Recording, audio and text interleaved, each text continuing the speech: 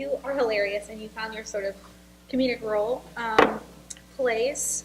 Life will kind of pigeonhole you, and you can kind of pigeonholed in some ways. Can you talk a little bit about that? Sure. Yeah. I've described it many ways, but especially lately, I've been found my niche in the role of the guy who's just too excited to be there.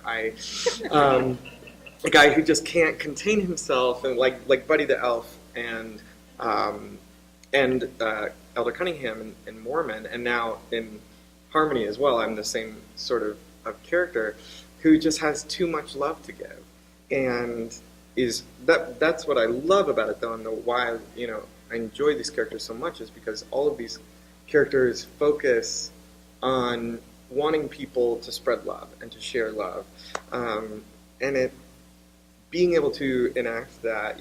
Mom has said to me before, like, preach faith till you got it, and there are these times when I'm feeling awful, in the real life. Like, Broadway's very glamorous, but when it gets down to it, it's 8 shows a week. And especially with a high energy character like this, I'm just depleted and exhausted. And it's one of those things where I could go into a show feeling awful, and I have to go and be the most excited person there is. And you get on that train, and you have to ride it all the way to the end. But there's something about doing that, and even faking that happiness, if you will, that by the end of 2.5 hours of that, I feel great.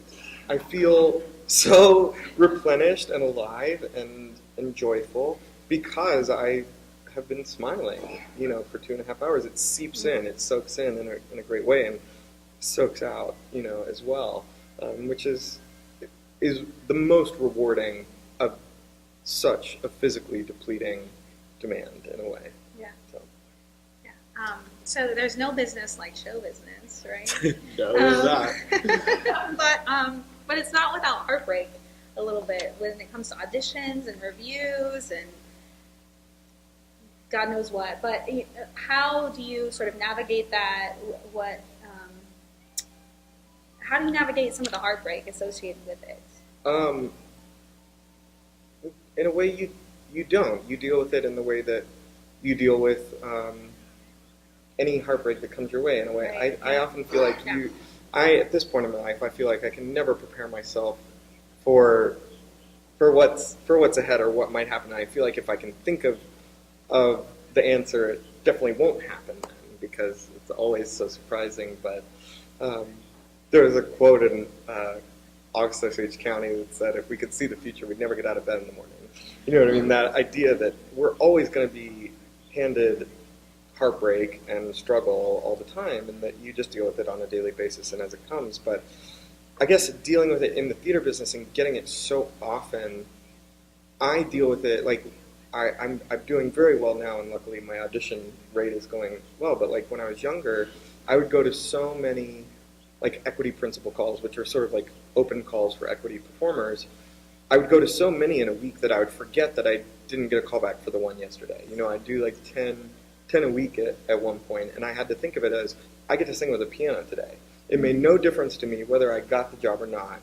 I just got to sing with the piano today. And because you get that expectation, and especially even when you get a call back for a show, which is like they like you and they want to see you again, you start getting excited. You think, oh, it's like a new lover in a way. You go out on a first date and they seem perfect and they like you. Oh gosh, I'm gonna book it. You know what I mean? Let's pick out the rings. But in a way too, you have to invest yourself completely into this material. Some people say you can't book a job unless you're giving the opening night performance in an audition, and that, I think, a lot of times is true, unless you're just insanely right for it or something. But by doing that, by being that opening night performance, that means you have to put in so much work, so much time, and so much just confidence in the fact that you could play this part. Because in a way, like, you can't invest in something or can't do something correctly if you're worried that you're going to lose it. So you have to give it your whole heart, believing that you are this character and that you will go on to show this character to the rest of the world.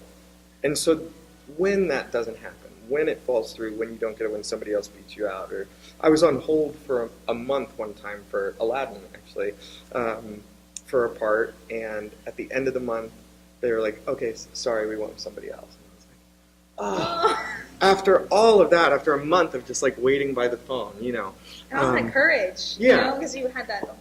And it's hard, and that's why people get so nervous. That's why you hear about, you know, actors. You know, Meryl Streep apparently still gets sick to her stomach before every performance she ever does, and I totally understand that, because there's something about giving yourself so fully, even in the guise of a character wearing a mask, giving yourself completely to an audience is so vulnerable and so frightening, but we do it because the rewards, when there is that connection, when they understand, when the audience understands who I am and what I'm trying to do, there's nothing better than that feeling of knowing that 1,000 people are listening to your every breath and rooting for you.